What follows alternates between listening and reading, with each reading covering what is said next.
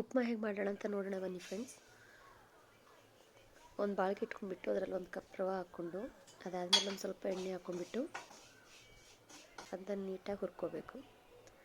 ಆಮೇಲೆ ಮತ್ತೆ ಎಣ್ಣೆ ಹಾಕ್ಕೊಳ್ಳಿ. ಎಣ್ಣೆ ಚೆನ್ನಾಗಿ ಕಾಯ್ದ್ಮೇಲೆ ಅದಕ್ಕೆ ಜೀರಿಗೆ, ಸಾಸಿವೆ, ಕಡಲೆಬೇಳೆ ಮತ್ತು ಉದ್ದಿನಬೇಳೆ ಅದು ನೀಟಾಗಿ ಹುರಿದ ತಕ್ಷಣ ಅದರಲ್ಲಿ ಮೆಣಸಿನ್ಕಾಯಿ,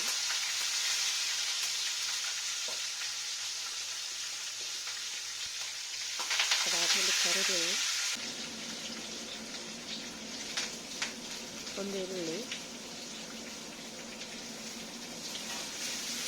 ಸ್ವಲ್ಪ ಕೆಂಪುವಾಗಿ ಹುರ್ಕೊಂಡು ಕೊತ್ತಂಬರಿ,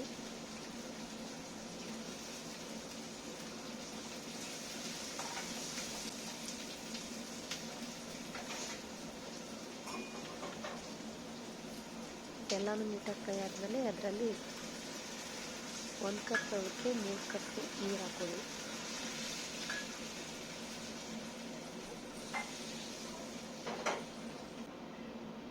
ರುಚಿಗೆ ತಕ್ಕಷ್ಟು ಉಪ್ಪು,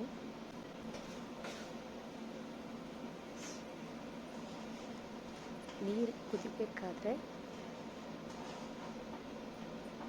ಅದರಲ್ಲಿ ಹುರಿದಿರೋವಂಥ ರವೆನ ಸ್ವಲ್ಪ ಸ್ವಲ್ಪ ಹಾಕ್ಕೊಳ್ತಾ ಮಿಕ್ಸ್ ಮಾಡಬೇಕು.